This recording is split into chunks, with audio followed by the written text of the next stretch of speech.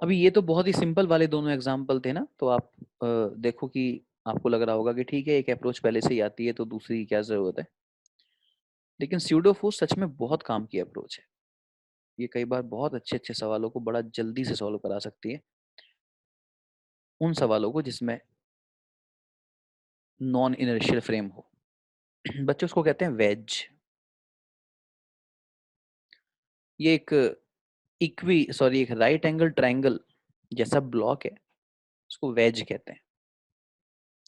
इसका मास m है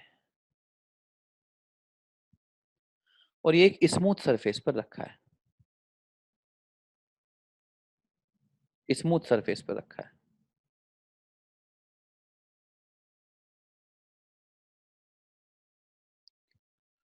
और इसके ऊपर आपने यहां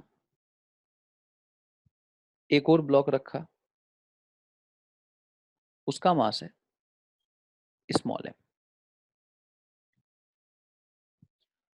तो बच्चों जैसे ही आप ये स्मॉल m मास यहां पर रखोगे, ये फिसल के नीचे आ जाएगा। सही कह रहा हूं ना मैं?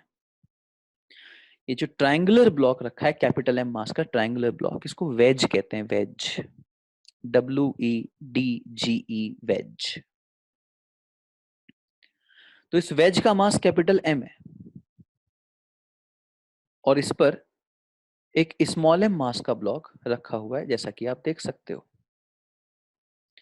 तो बच्चे जैसे ही आप ये स्मॉल m यहां पर रखते हो, ये फिसल के नीचे आ जाता है। स्मॉल m फिसल के नीचे आ जाता है। तो मैंने आपसे ये कहा, आप जरा प्रैक्टिकली सोचना, अगर आप यहां खड़े होके और इसको ऐसे पुश करो वेज को और बहुत तेजी से भगाओ, तो ऐसा हो सकता है ना कि ये स्मॉल m कैपिटल M पर ना फिसले? बताना कमेंट बॉक्स में।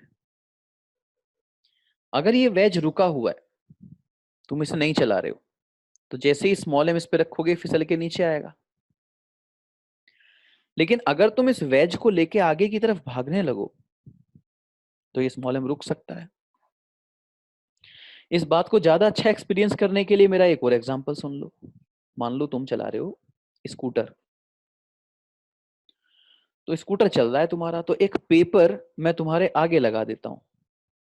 तुमने आगे एक पेपर लगा लिया अपनी चेस्ट पे और स्कूटर चल रहा है, तो पेपर रुका रहेगा ना। और जैसे ही तुमने स्कूटर के ब्रेक मारे, वो नीचे गिर जाएगा। आई होप अब तो क्लियरिटी आ गई होगी कि हाँ मैं क्या कहना चाह रहा हूँ, राइट ना?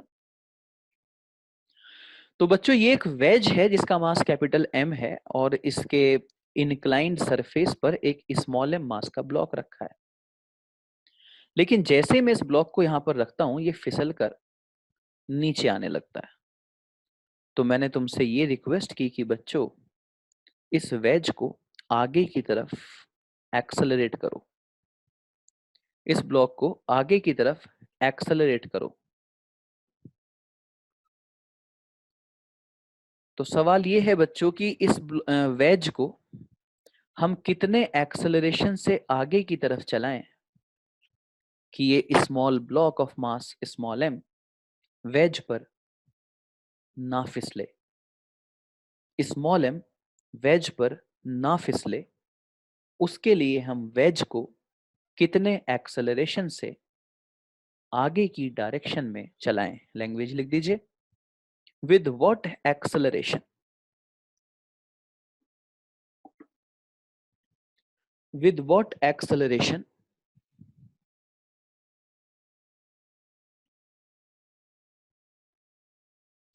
wedge should move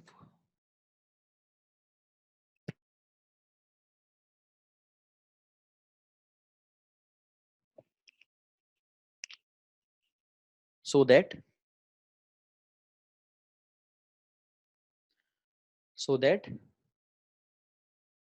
block doesn't slide on wedge.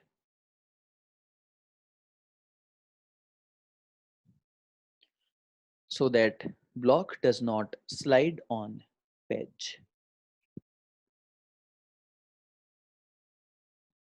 मैं कितने एक्सेलरेशन से इस वेज को आगे की तरफ चलाऊं कि ये ब्लॉक वेज पर ना फिसले।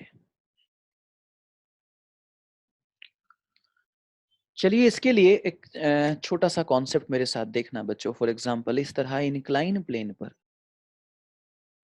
एक ऑब्जेक्ट रखा हुआ है, मास m, ये एंगल है थीटा। तो इस टाइम ये जो ऑब्जेक्ट यहां पर रखा हुआ है इस पे कितने फोर्स होंगे? जिस सरफेस के साथ ये कांटेक्ट में है उस सरफेस ने परपेंडिकुलर डायरेक्शन में नॉर्मल रिएक्शन लगाया होगा। ये हमेशा परपेंडिकुलर टू द सरफेस ही लगता है। और अर्थ ने लगाया होगा इस ऑब्जेक्ट पे डाउनवर्ड mg। अर्थ ने लगाया होगा mg।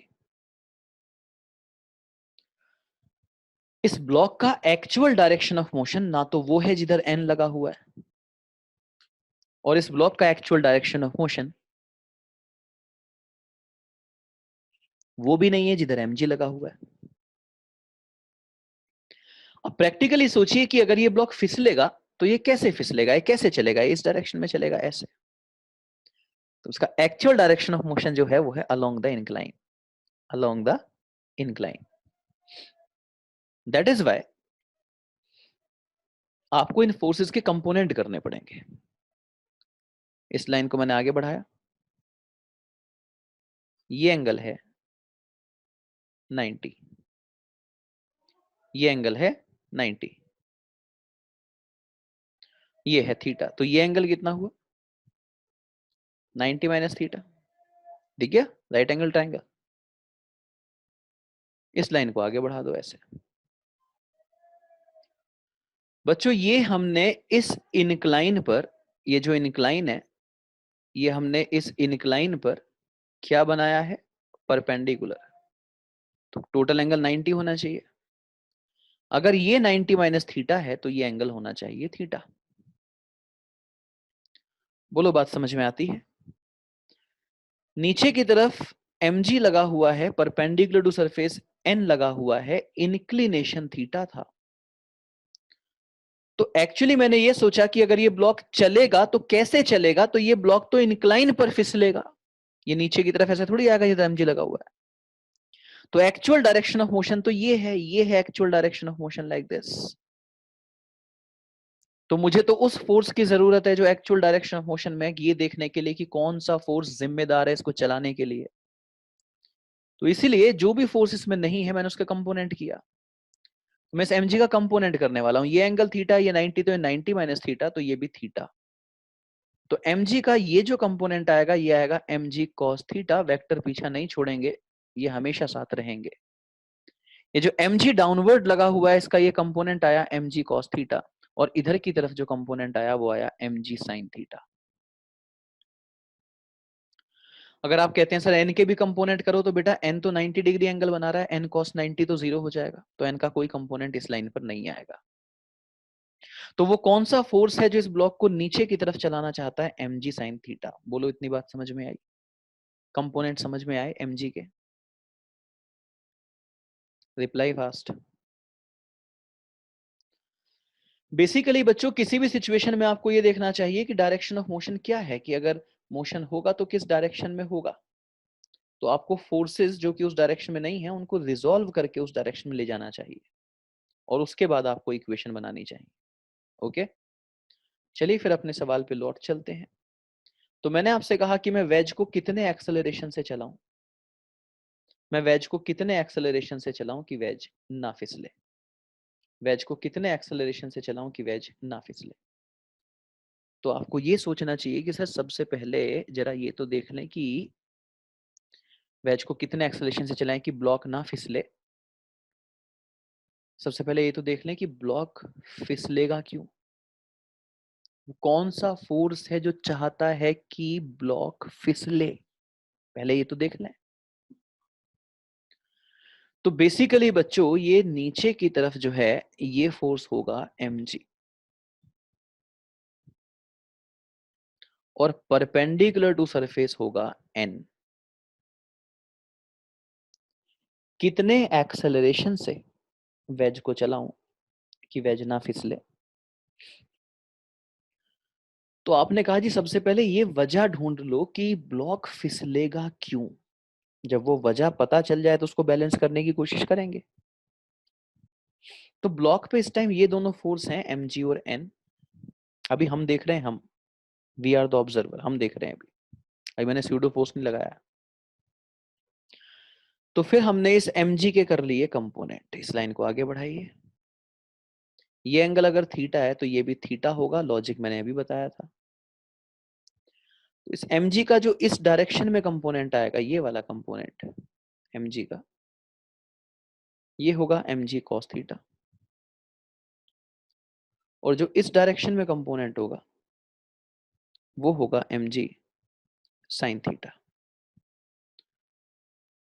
तो चलिए हमें रीजन तो समझ में आ गया कि वो कौन सा फोर्स है जिसकी वजह से ब्लॉक को नीचे फिसलना चाहिए। कौन सा फोर्स चाहता है कि ब्लॉक नीचे फिसले, वो रीजन तो समझ में आ गया। ये mg का कंपोनेंट है, mg sin थीटा, ये चाहता है। तो बच्चों क्या करेंगे, हमें इस mg sin थीटा को बैलेंस करना पड़ेगा। हमें एक ऐसा फोर्स चाहिए जिस mg sin थीटा को बैलेंस कर दे, क्योंकि ये नीचे की तरफ ब्लॉक को चलाना चाहता है। तो मुझे एक फोर्स ऊपर की तरफ चाहिए। अगर इस टाइम एक फोर्स मुझे ऊपर की तरफ अप द इंक्लाइन मिल जाए तो वो mg sin थीटा को बैलेंस कर सकता है। तो आप हैं ऑब्जर्वर, ब्लॉक है ऑब्जेक्ट, वेज है फ्रेम। आप हैं ऑब्जर्वर, ब्लॉक है ऑब्जेक्ट, वेज है फ्रेम। फ्रेम के पास एक एक्सेलरेशन है जो आपके पास नहीं है। तो वेज एक नॉन इनर्शियल फ्रेम है। नॉन इनर्शियल फ्रेम्स के सवालों को स्यूडो फोर्स से सॉल्व किया जा सकता है। सबसे पहले फ्रेम को रोक देना चाहिए। फ्रेम का एक्सेलरेशन ऑब्जेक्ट को अपोजिट डायरेक्शन में दे देना चाहिए। फ्रेम का एक्सेलरेशन फॉरवर्ड डायरेक्शन में था, हमने वो एक्सेलरेशन ऑब्जेक्ट को, ब्लॉक को अपोजिट डायरेक्शन में दे दिया। अब इस एक्सेलरेशन को स्यूडो एक्सेलरेशन कहा जाएगा, जिसको मास ऑफ ऑब्जेक्ट से मल्टीप्लाई कर दिया जाए तो ये स्यूडो फोर्स बन जाएगा। हॉरिजॉन्टल लाइन का स्लोप कांस्टेंट होता है। अगर ये एंगल थीटा है तो ये एंगल भी थीटा ही होगा। तो इस एम ए का जो कंपोनेंट ऊपर की तरफ ऐसे आएगा, ऊपर की तरफ, वो आएगा एम ए कॉस थीटा। और एम ए कॉस थीटा के परपेंडिकुलर जो कंपोनेंट आएगा वो आएगा m a sine theta. Pseudo force लगाने के बाद ऑब्जर्वर फ्रेम पर ही माना जाता है। मतलब इस ब्लॉक के पास ही आप बैठे हो, यहीं कहीं बैठे हो, इसी फ्रेम पे बैठे हो, यहाँ कहीं। स्यूडो फोर्स लगाने के बाद आप चाहते थे कि ब्लॉक ना फिसले, तो अब ये ब्लॉक इस वेज पर फिसलना नहीं चाहिए, आपकी तरफ नहीं आना चाहिए। उसके लिए जरूरी है कि जो फोर्स अप द इंक्लाइन लगा हुआ है वो डाउन द इंक्लाइन लगे हुए फोर्स को बैलेंस कर दे। तो m a cos theta m g sine theta के बराबर हो जाए। एम हुआ एम से कैंसिल, और ए की वैल्यू आ गई g sine theta upon cos theta. A is equal to g tan theta. Answer. अगर हम वेज को जी टेन थीटा एक्सेलरेशन से फॉरवर्ड डायरेक्शन में चलाएं तो वेज पर रखा हुआ ब्लॉक फिसलेगा नहीं। अच्छा, कितने बच्चों को समझ में आया, हाथ उठाओ।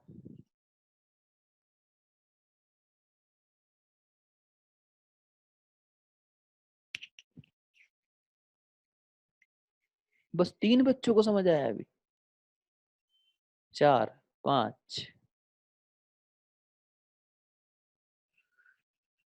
एक बार और समझाता हूं, वन मोर टाइम। बच्चों सिचुएशन ये थी कि हमारे पास एक वेज था जिसका मास था कैपिटल एम।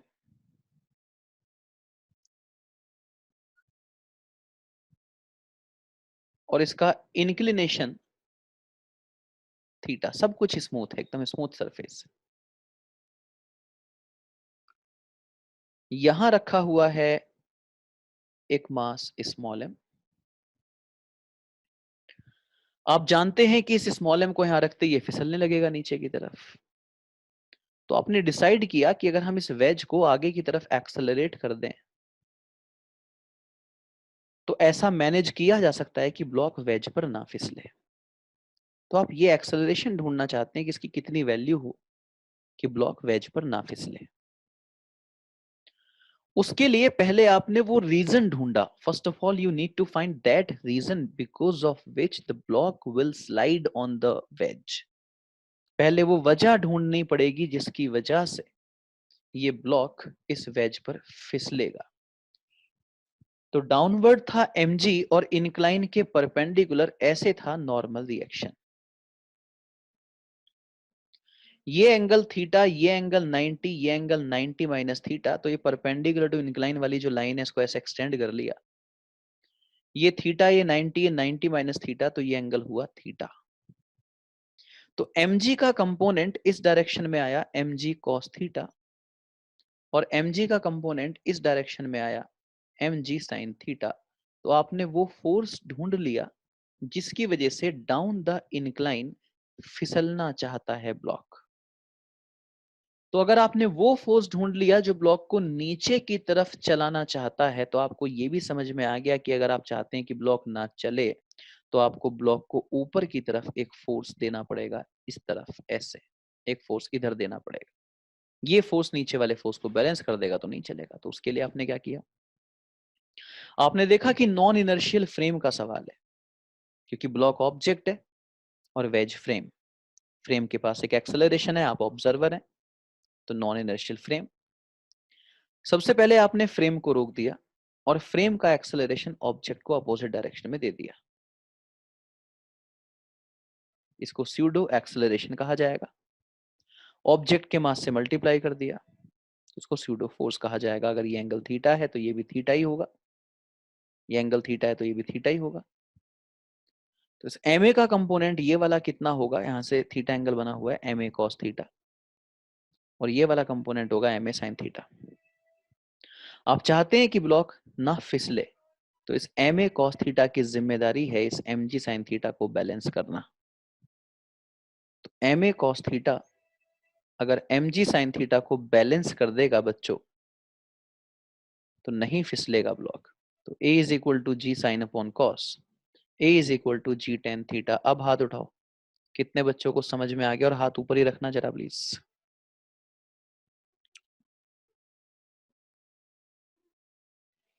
आ गया सबको समझ में? चलो बढ़िया, शाबाश, वेल डन। कर लो हाथ नीचे। तो a is equal to g tan theta. अच्छा, नव्या को डाउट है। यस नव्या, हाथ ऊपर रखो फिर। नव्या, वेर आर यू? यस नव्या। तो ये कंफ्यूजन है सर कि हम वेज को नॉन इनर्शियल फ्रेम कैसे ले रहे हैं।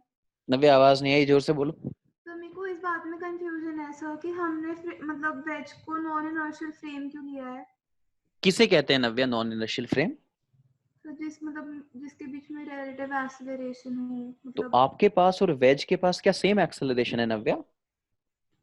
No sir. नहीं ना, आप तो ग्राउंड पे। कोई क्वेश्चन में स्पेसिफाइड भी तो नहीं है कि ऑब्जर्वर कहाँ है। नहीं, और हम ही तो सवाल सोल्व कर रहे हैं, तो हम ही तो ऑब्जर्वर हैं बेटा। सर अगर मान लीजिए कि मतलब ऑब्जर्वर मतलब आप सर जैसे हमने कहा कि वेज के ऊपर जब लास्ट हाँ, हमने कहा कि स्यूडोफोर्स लगाने के बाद, हाँ जब सर। तक आपने स्यूडोफोर्स नहीं लगाया तब तक आप ऑब्जर्वर हो। और सर अगर वो पहले से ही वही होता फिर। तो पहले से वहां कैसे हो सकता है बेटा? अगर पहले से ही वहीं होता तो सवाल ही नहीं बनता ना। मतलब ये तो वो वाली बात हो गई कि बस के अंदर ही आप बैठे और बस के अंदर ही दूसरा पैसेंजर बैठा। अगर आप बस के अंदर बैठ के बस को रोक सकते हो क्या बेटा? मतलब ब्रेक लगाने की परमिशन नहीं है। जैसा समझ आ गया। और सर अगर इसमें हमें एक्सेलरेशन के साथ ये लगाना होता है कि हमें फोर्स कितनी लगानी है। हाँ, तो मास से मल्टीप्लाई कर दो। सर तो इसमें हम ब्लॉक का मास भी लेंगे या सिर्फ वेज का यस, मास पूरे लेंगे। सिस्टम का लेंगे। ठीक है। पूरे सिस्टम का लेंगे। अगर आप ये पूछते हो कि सर कितना फोर्स लगाएं, अगर इसी में लैंग्वेज ये रही होती, क्योंकि आपने एक बार एक्सेलरेशन निकाल लिया, अगर इस सवाल की लैंग्वेज ये रही होती कि ये जो वेज है जिसका मास था कैपिटल एम और इसका ऊपर ये जो रखा है स्मॉल एम, तो कितना फोर्स लगाएं कि जो स्मॉल एम है वो कैपिटल एम पर ना फिसले, तो हम कहेंगे force is equal to total moving mass into acceleration.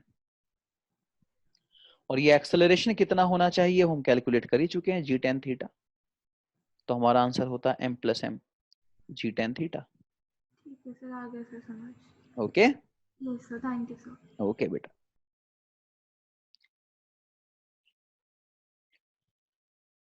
बच्चों यही जो सवाल हमने अभी सॉल्व किया,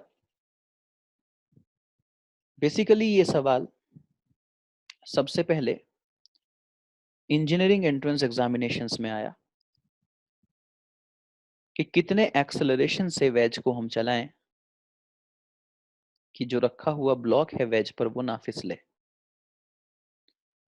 जब इंजीनियरिंग एंट्रेंस में वो सवाल आ गया तो उसके बाद वो मेडिकल एंट्रेंस ने भी पूछ लिया, बाद में उन्होंने रिपीट कर दिया, उन्होंने पूछ लिया। उसके कुछ टाइम के बाद इंजीनियरिंग एंट्रेंस ने ये सवाल दोबारा पूछा, लेकिन उन्होंने इसमें एक और नई बात पूछी इस बार। लैंग्वेज लिखो डायग्राम बना के।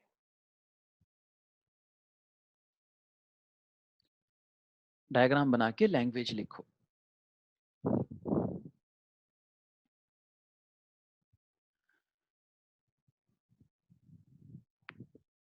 Wedge is accelerated in such a way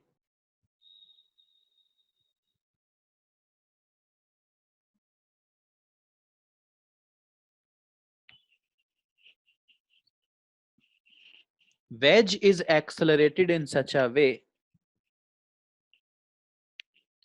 that block is not sliding on the wedge.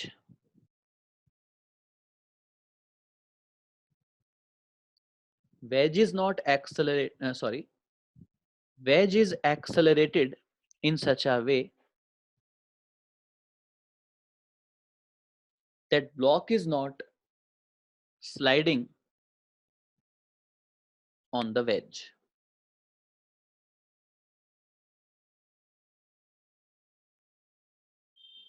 Find contact force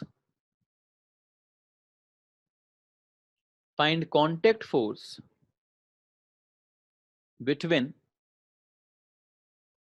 find contact force between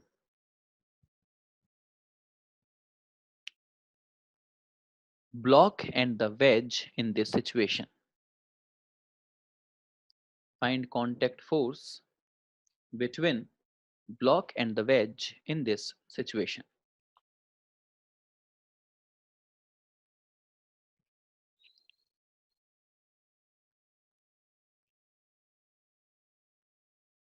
उन्होंने इसी सवाल में एक दूसरी बात पूछी, तो वो ये कहना चाह रहे थे कि भाई सवाल में भी पूछने के लिए बहुत कुछ है, हमारा पूछा हुआ एज इट क्यों रिपीट कर लिया आपने। तो उन्होंने मैसेज देने के लिए सवाल एक बार दोबारा पूछा, ये थीटा ये 90, तो ये 90 माइनस थीटा,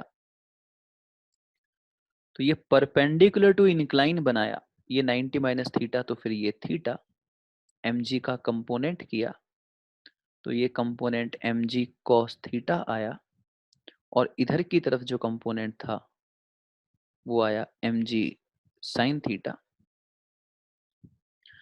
हम जानते हैं कि अगर हमें यहाँ ब्लॉक को वेज पर नीचे नहीं फिसलने देना तो हमें वेज को आगे की तरफ एक्सेलरेट करना पड़ेगा।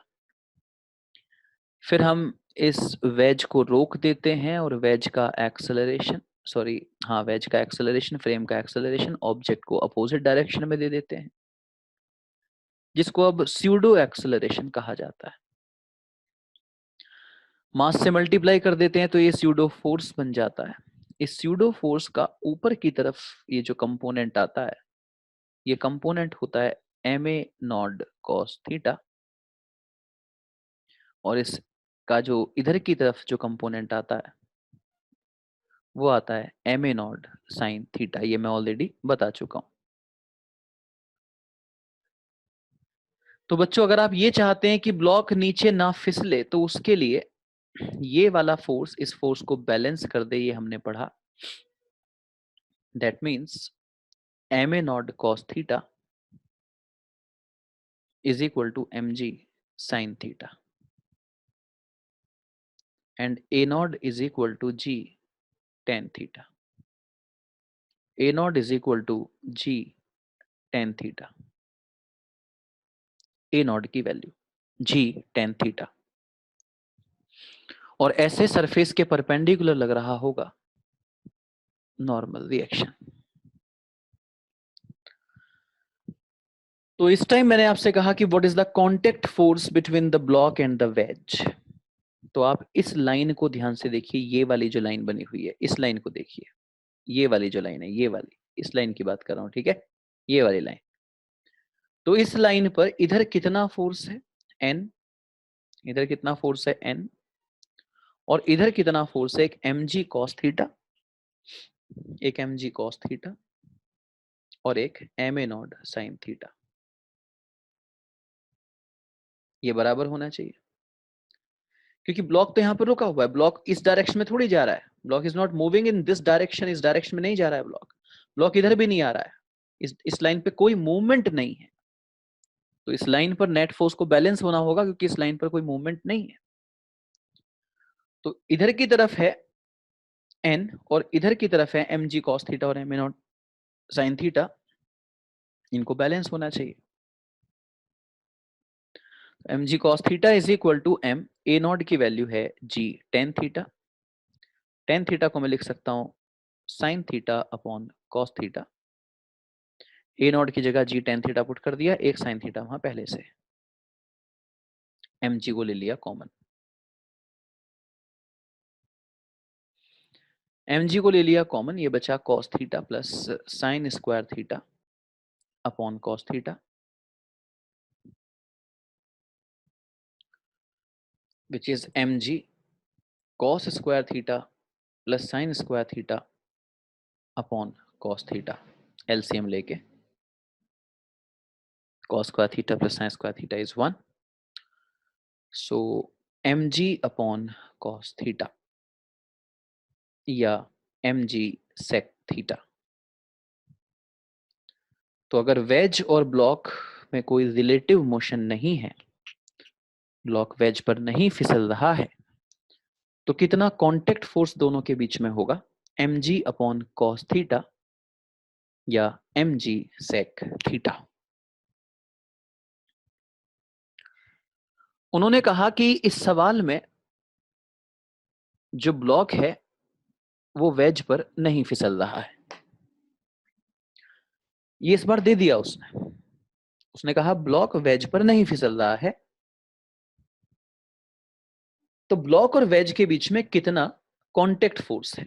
तो जब दो सरफेस कांटेक्ट में होती हैं तो एक दूसरे पे परपेंडिकुलर फोर्स लगाती हैं। तो वेज ने ब्लॉक पर ऐसे नॉर्मल रिएक्शन लगा रखा होगा, ब्लॉक ने भी वेज पे लगाया होगा। तो अगर आप ब्लॉक का फ्री बॉडी डायग्राम देखें, ब्लॉक का फ्री बॉडी डायग्राम अगर आप देखें ब्लॉक का स्मॉल एम का, तो वेज ने इस तरह से इस लाइन पर इधर नॉर्मल रिएक्शन लगा रखा था, ये रहा। ब्लॉक ने वेज पर भी लगाया होगा, पर मैं वेज पे तो नहीं फ्री बॉडी डायग्राम बना रहा हूं ना, इस टाइम ब्लॉक का फ्री बॉडी डायग्राम बना रहा हूं। और इस डायरेक्शन में mg का एक कंपोनेंट है mg cos थीटा और स्यूडो फोर्स का एक कंपोनेंट है ma sin थीटा। ब्लॉक ना इधर जा रहा है ना ब्लॉक इधर जा रहा है, ब्लॉक यहीं पे रुका हुआ है। उसके लिए इस फोर्स को इन फोर्सेस के बराबर होना चाहिए। तो इक्वेशन होनी चाहिए n is equal to mg cos theta, n is equal to mg cos theta plus ma naught sin theta, जहां a की वैल्यू है g tan theta, tan theta को लिख दिया sin theta upon cos theta, तो यहाँ पे sin theta upon cos theta लिख दिया और बस उसको प्रूव कर दिया mg अपॉन cos थीटा, जो कि आ गया mg sec थीटा।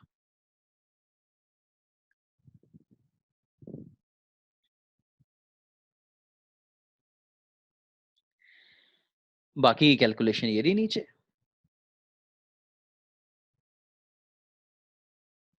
ये रही कैलकुलेशन नीचे, mg cos theta plus m a naught sine theta,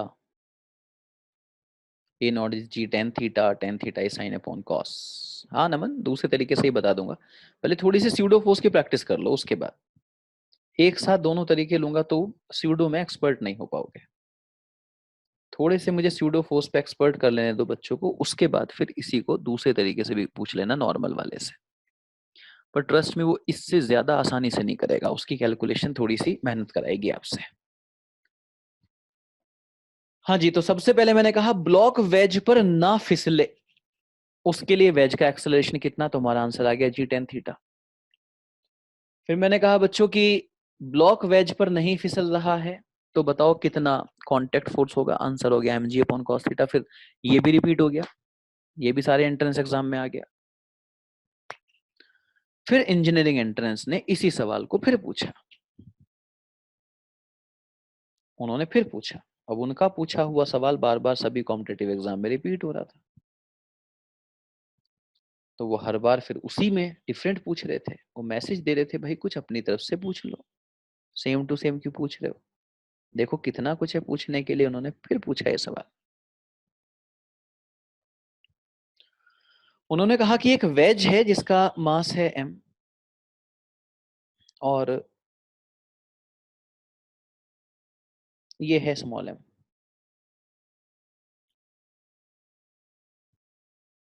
ऐसे रखा है ग्राउंड पे, बनाओ डायग्राम और लैंग्वेज लिखो।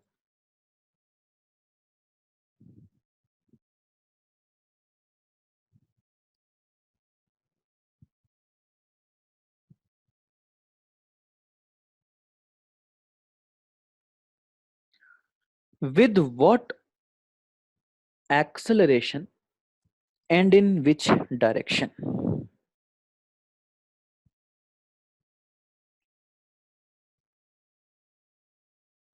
With what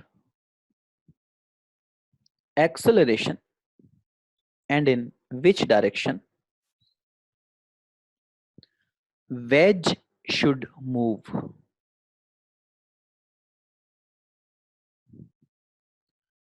With what acceleration and in which direction wedge should move?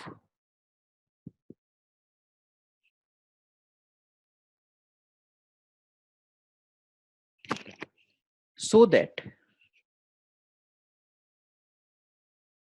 it will be free fall for the block.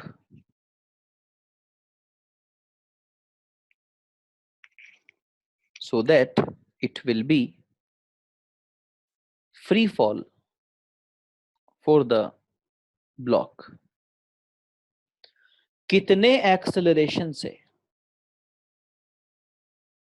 और किस direction में इस वेज को चलाया जाए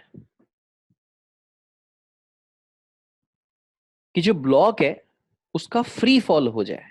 फ्री फॉल, देखो सेम डायग्राम सेम सिचुएशन, उसने तीसरी वैरायटी पूछ ली। इसे कहते हैं सवाल का पूरा ऑपरेशन करना। कितने एक्सेलरेशन से और किस डायरेक्शन में वेज को चलाया जाए कि ब्लॉक का फ्री फॉल हो जाए।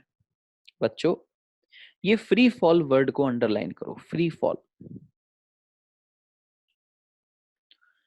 देखिए फ्री फॉल तब कहा जाता है जब ऑब्जेक्ट पर सिर्फ और सिर्फ एक ही फोर्स हो। कौन सा?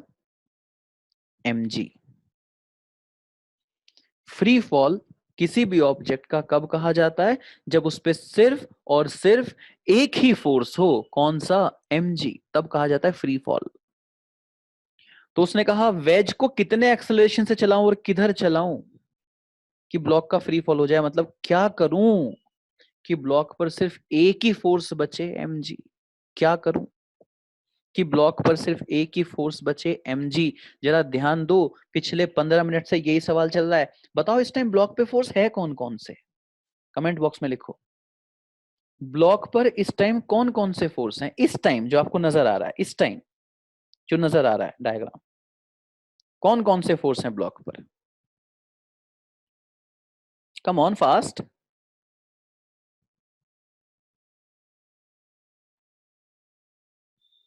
हाँ, नमन ने पूरी बात लिखी, एन और एम जी। हाँ, नॉर्मल रिएक्शन और एम जी, यस, बहुत बढ़िया, खुशी, शुभ्रा, नमन, दिव्यानी, वेल डन। इस टाइम इस ब्लॉक पर दो फोर्स हैं, एक एम जी और एक एन, और फ्री फॉल क्या होता है कि ब्लॉक पर सिर्फ एक ही फोर्स हो, एम जी, और इस टाइम कौन कौन से, एन और एम जी। तो करना क्या है, एन हटाना है, एन हटाना है, एन हटा दो फ्री फॉल हो जाएगा। लेकिन एन हटेगा कैसे? एन का ओरिजिन क्या है, एन कब आता है, एन क्यों आता है, इस पर ध्यान दो। एन कब आता है, क्यों आता है, ये तो रियलाइज कर लिया, एन हटा दो। वो कह रहा है फ्री फॉल करा दो, फ्री फॉल तब होगा जब सिर्फ एमजी होगा, पर यहां तो एन और एमजी है, तो फ्री फॉल करने के लिए क्या करना है, एन हटाना है। एन कैसे हटेगा? आप, कोई भी प्रॉब्लम कैसे हटेगी, प्रॉब्लम के ओरिजिन पे जाना पड़ेगा ना। लाइफ में कोई भी प्रॉब्लम चल रही हो तुम्हारी, वो हटानी हो, तो तुम्हें उसके ओरिजिन पे जाना पड़ेगा कि वो आई कहां से, तभी हटेगी, ऐसे नहीं हटेगी जुगाड़ करने से। तो वही मैं कह रहा हूं बच्चों, इस टाइम मैंने कहा, इस टाइम यहां इस ब्लॉक पर एन और एम जी दो लगे हुए हैं, तुम्हें एन हटाना है, तो एन के ओरिजिन पे जाओ कि एन आता क्यों है। तो उसका तुम्हें समझ में आएगा कि एन तब आता है जब कांटेक्ट होता है, जब दो सरफेस कांटेक्ट में होती हैं तो एन आता है। और मैं कह रहा हूं एन हटा दो, तो एन हटा दो, कांटेक्ट हटा दो। बोलो बात समझ में आई है नहीं? कांटेक्ट हटाना पड़ेगा, कांटेक्ट हटाना पड़ेगा, बिल्कुल। नव्या, बहुत बढ़िया बात लिखी, कांटेक्ट हटाना पड़ेगा, जल्दी बोलो यस और नो। कांटेक्ट हटा दो, एन हट जाएगा। और कांटेक्ट हटाने के लिए प्यारे बच्चों, वेज को इस बार आगे की जगह पीछे की तरफ खींच लो।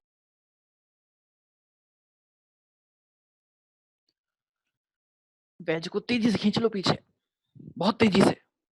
वो कहते हैं ना, ग्लास के ऊपर रखिए डिस्क, डिस्क के ऊपर रखा है एक कुछ भी ऑब्जेक्ट, छोटा सा स्फीयर, एकदम से डिस्क हटा लो बहुत तेजी से, तो डिस्क के ऊपर रखी हुई चीज ग्लास में गिरनी चाहिए। तो ये वेज तेजी से खींच लो नीचे से, बहुत तेजी से खींचना, तो ये ब्लॉक सीधा नीचे गिर जाएगा। तो ये ए नोड कितना होना चाहिए कि फ्री फॉल हो जाए? देखो, इस लाइन पर अभी एन लगा हुआ है, अभी अभी जो डायग्राम हमारे सामने है उसमें, और ऐसे है एम जी, ऐसे है m ji.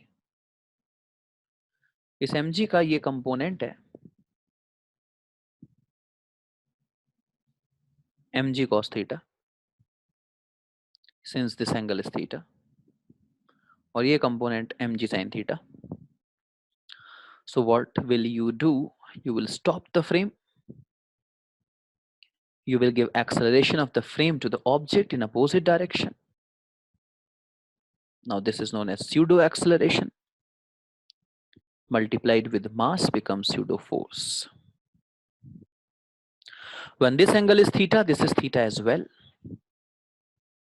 This component will be ma naught cos theta, and this component will be ma naught sin theta. ma naught के component ये angle theta होगा, this is ma naught cos theta, and this is ma naught sin theta. So in this situation you have n plus ma naught sin theta, n और ma naught sin theta same direction में आ जाएंगे, और mg cos theta opposite direction में रह जाएगा। n और ma naught sin theta एक direction में आ गए, और उसके अपोजिट है mg cos theta। तो n प्लस ma naught sin theta is equal to mg cos theta। और हमें करना क्या है, हमें n हटाना है, हमें n को जीरो पुट करना है। तो n को जीरो पुट कर दो, n की वैल्यू क्या है यहाँ पे, n की वैल्यू है mg cos theta minus ma naught sin theta। हमें करना क्या है, हमें n को जीरो पुट करना है। तो यहां से mg cos theta minus ma naught sin theta, तो mg cos थीटा जब ma नॉट sin थीटा के बराबर हो जाएगा तो n जीरो हो जाएगा। तो a नॉट की वैल्यू आ गई g cos theta upon sin theta, मतलब g cot थीटा। अगर मैं वेज को g cot थीटा एक्सेलरेशन से पीछे की तरफ खींच लूं, तो n 0 हो जाएगा, और n 0 हो गया मतलब कांटेक्ट छूट गया, और कांटेक्ट छूट गया तो सिर्फ एक ही फोर्स बचा है mg, और जब एक ही फोर्स बचेगा बस mg, तो हो जाएगा फ्री फॉल। ओके, चलो मैं इस सवाल को एक बार कल दोबारा समझा दूंगा, अभी मेरा अगला बैच है क्योंकि, इसलिए मुझे क्लास फाइंड अप करनी पड़ेगी। थैंक यू सो मच, मिलते हैं बच्चों अगली क्लास में। God bless you, take care.